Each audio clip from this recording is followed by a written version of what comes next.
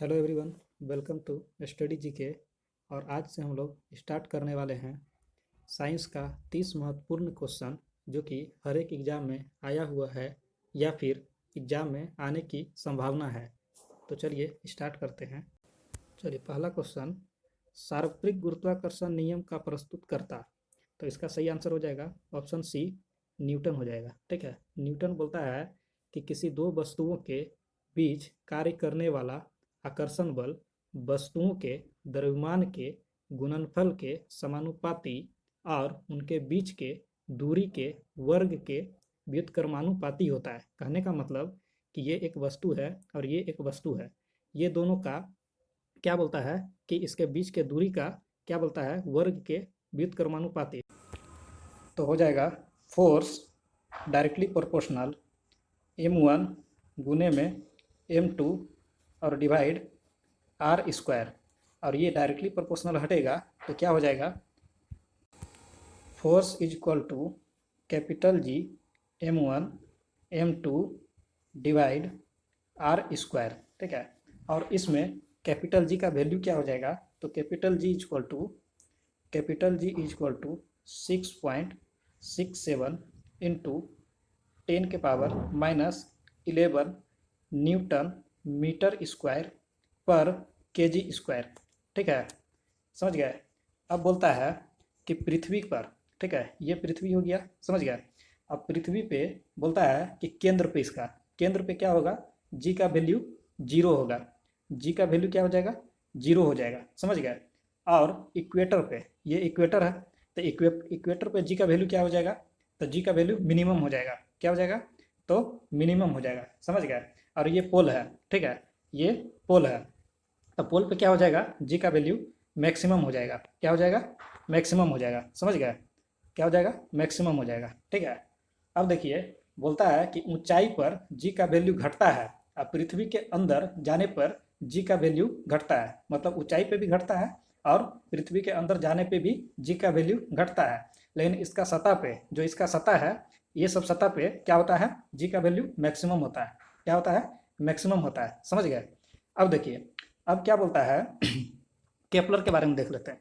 Kepler, ठीक है, तो केपलर क्या बोलता है कि ये गरीय गति के नियमों की खोज किया था, नियमों की खोज किया था। अब गैलीलियो देखते हैं, गैलीलियो क्या किया था, तो गैलीलियो के द्वारा दूरबीन का खोज किया गया था। किसका किया गया था, दूरबीन का खोज किया गया था, समझ गए।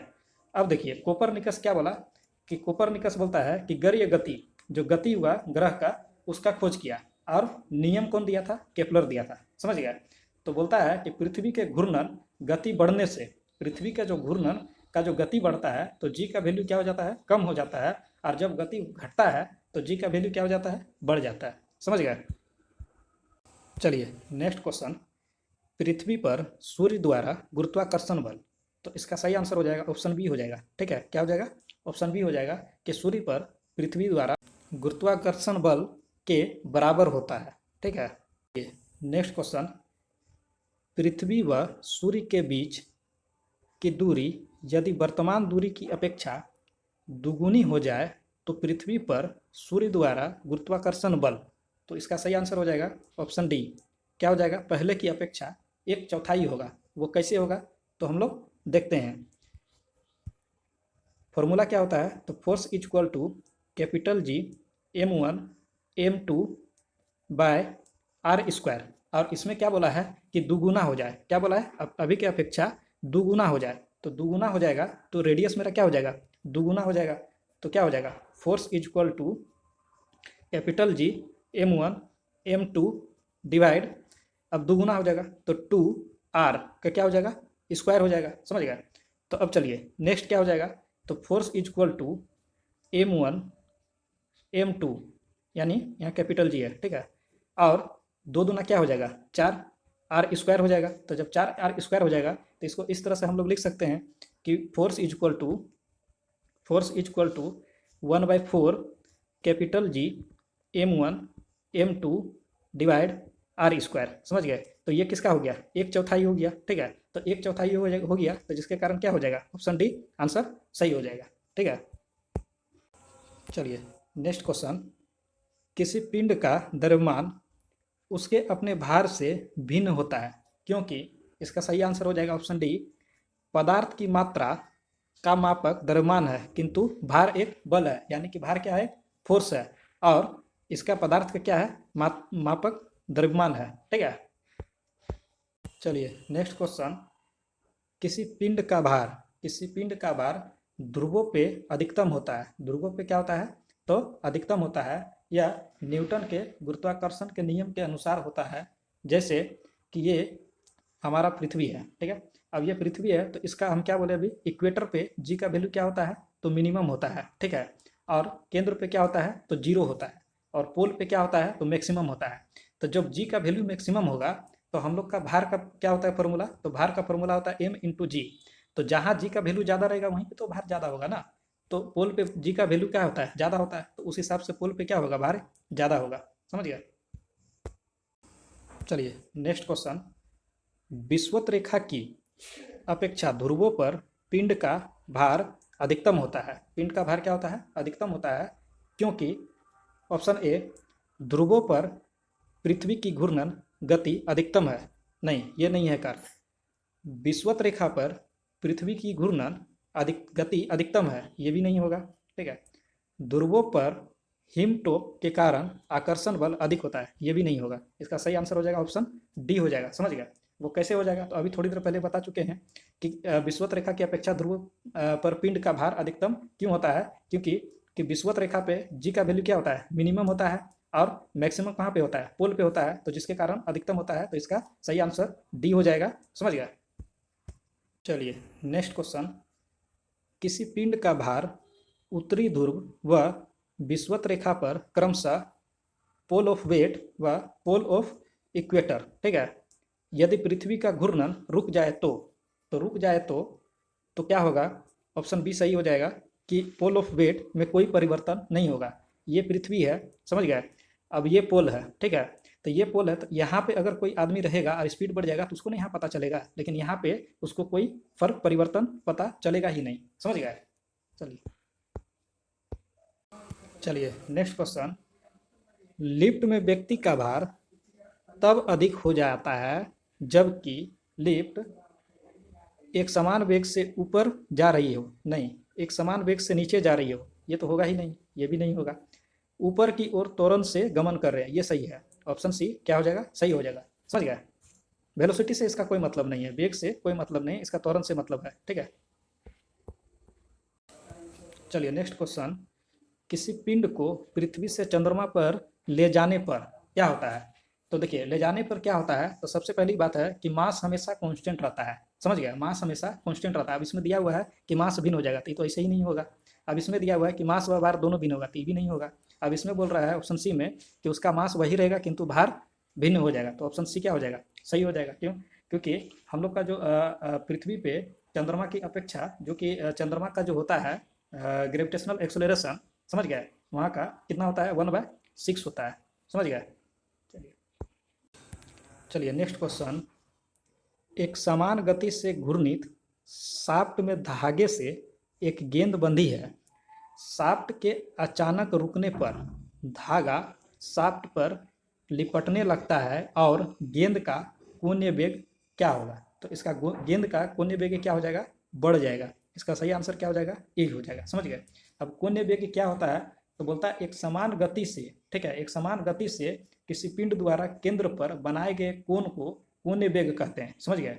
तो कोणीय वेग हम लोग ओमेगा से डिनोट करते हैं, और ओमेगा इक्वल टू क्या हो जाता है, तो थीटा बाय टी हो जाता है। ठीक है, अब देखिए, तो अब क्या बोलते हैं कि वेलोसिटी इक्वल टू क्या हो जाता है, अब ये लीनियर वेलोसिटी क्या है, लीनियर वेलोसिटी इक्वल टू क्या हो जाएगा, तो ओमेगा इनटू में रेडियस हो जाएगा, ओमेगा क्या हो जाएगा, तो कोणीय वेग क्या हो जाएगा, कोणीय वेग। अब कोणीय वेग का मात्रक क्या होता है, तो रेडियन पर सेकेंड होता है, रेडियन पर सेकेंड होता है। समझ गए। चलिए नेक्स्ट क्वेश्चन, और ये केमिस्ट्री का स्टार्ट हो गया क्वेश्चन, अमोनिया के सृजन के काम में आने वाली गैस है, तो कौन सा सही हो जाएगा, ऑप्शन डी नाइट्रोजन तथा हाइड्रोजन। ठीक है, बोलता है नाइट्रोजन तथा हाइड्रोजन के मिश्रण से अमोनिया गैस बनता है, और अमोनिया गैस का सूत्र क्या होता है, तो NH3। ठीक है, NH3। समझ गए। बोलता है अमोनिया का औद्योगिक पैमाने पर उत्पादन हैबर विधि द्वारा होता है। ठीक है, अमोनिया का उपयोग रेफ्रिजरेटर, यूरिया निर्माण करने में होता है और ऑक्सीजन की खोज जोसेफ प्रिस्टले द्वारा किया गया था। यह रंगहीन, गंधहीन एवं वायु से कुछ भारी गैस है। यह स्वयं नहीं जलता है लेकिन जलने में सहायक होता है। इसे लाइव एयर भी कहते हैं। समझ गए? ओजोन गैस ऑक्सीजन का एक रूप है जो सूर्य से आने वाली अल्ट्रावायलेट रे को पृथ्वी की सतह पर आने से रोकता है और ये लगभग समुद्र तल से 25 किलोमीटर की ऊंचाई पर ये सांद्रता अधिकतम होती है इसकी। और इसका उपयोग कृत्रिम रूप से रेशम बनाने में, कीटाणु नाशक के रूप में, खाद्य पदार्थों को सड़ने से बचाने के लिए किया जाता है। हाइड्रोजन को भविष्य का ईंधन कहा जाता है। इसमें न्यूट्रॉन नहीं होता है और इसका खोज हेनरी कैवेंडिश के द्वारा किया गया था। समझ गए? हाइड्रोजन का 3 समस्थानिक होता है। पहला होता है प्रोटियम, दूसरा होता है ड्यूटेरियम, तीसरा होता है ट्राइटियम। समझ गए? इसका उपयोग रॉकेट ईंधन में, गैसोलीन में निर्माण करने में किया जाता है। समझ गए? और ये भी हैबर विधि द्वारा अमोनिया के निर्माण में होता है। समझ गए? और नाइट्रोजन का खोज रदरफोर्ड ने किया था और ये 1722 ईस्वी में किया था। समझ गए? चलिए नेक्स्ट क्वेश्चन, पृथ्वी की पपड़ी में विशुद्ध रूप से पाए जाने वाली धातु। तो इसका सही आंसर हो जाएगा ऑप्शन डी, प्लेटिनम। क्या हो जाएगा? प्लेटिनम हो जाएगा।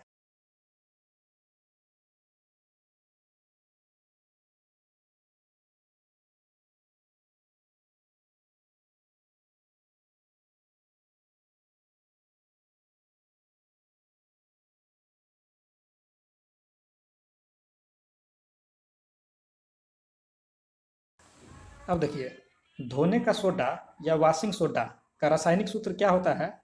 तो Na2CO3 इंटू 10H2O। समझ गए? अब देखिए इसका रासायनिक नाम क्या होता है? तो सोडियम कार्बोनेट होता है और ये कपड़ा साफ करने में कठोर जल को मृदु जल बनाने में उपयोग होता है। समझ गए? अब देखिए खाने वाला सोडा क्या होता है? तो खाने वाला सोडा का रासायनिक सूत्र होता है NaHCO3 होता है। ठीक है, NaHCO3 होता है। इसका रासायनिक नाम क्या है? तो sodium bicarbonate. Sodium bicarbonate baking powder बनाने में इसका उपयोग किया जाता है। समझ गए? अब देखिए सोडियम सल्फेट, सोडियम सल्फेट का रासायनिक सूत्र क्या होता है? तो Na2SO4 इंटू 10H2O। समझ गए? अब देखिए इसको ग्लोबल साल्ट कहा जाता है और इसका उपयोग दवा एवं कांच बनाने में होता है। समझ गए? अब देखिए तांबा का निष्कर्षण, तांबा का निष्कर्षण मुख्यतः कॉपर पाइराइट में होता है। कॉपर पाइराइट में होता है और कॉपर पाइराइट का सूत्र क्या होता है? तो ये होता है CuFeS2। समझ गए?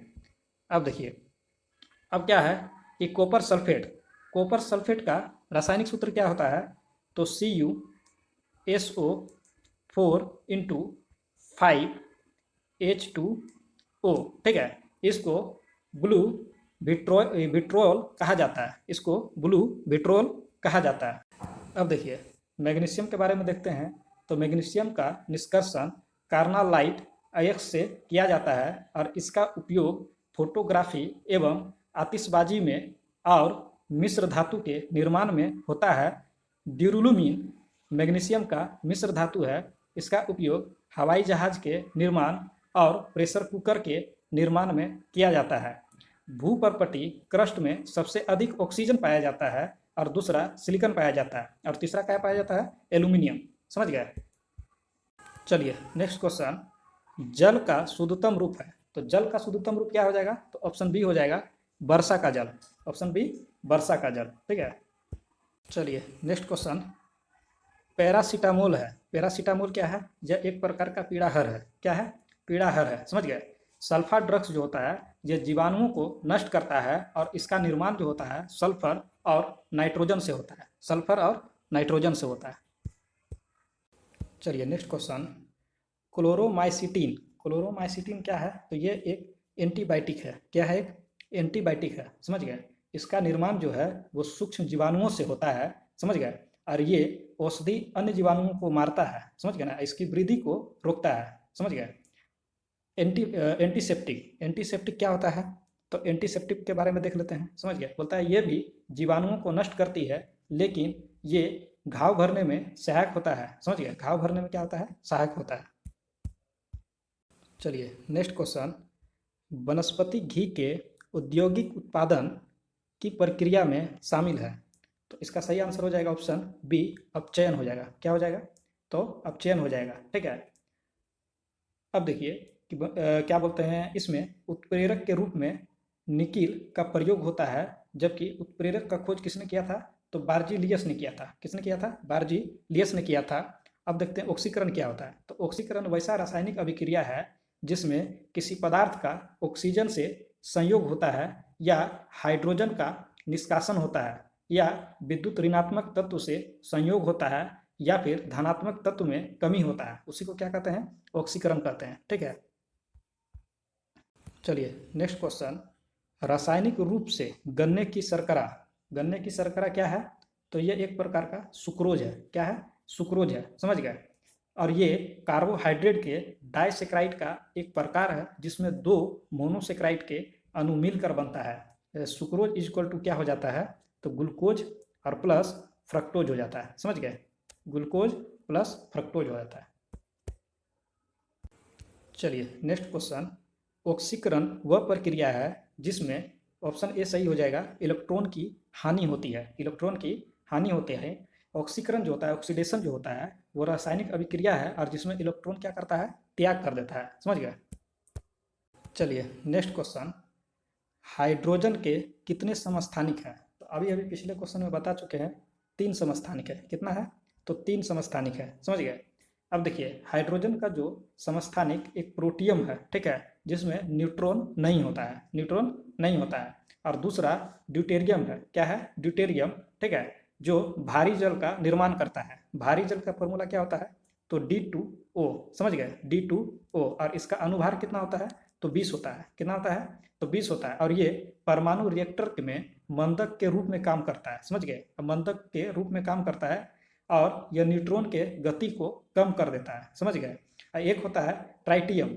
ट्राइटियम जो होता है वो रेडियो सक्रिय तत्व है, समझ गए, जो हाइड्रोजन का समस्थानिक है, समझ गए। नेक्स्ट क्वेश्चन, श्वसन के लिए समुद्री गोताखार निम्नलिखित मिश्रण का उपयोग करते हैं। तो इसका सही आंसर हो जाएगा ऑप्शन डी, ऑक्सीजन और हीलियम। ऑक्सीजन और हीलियम।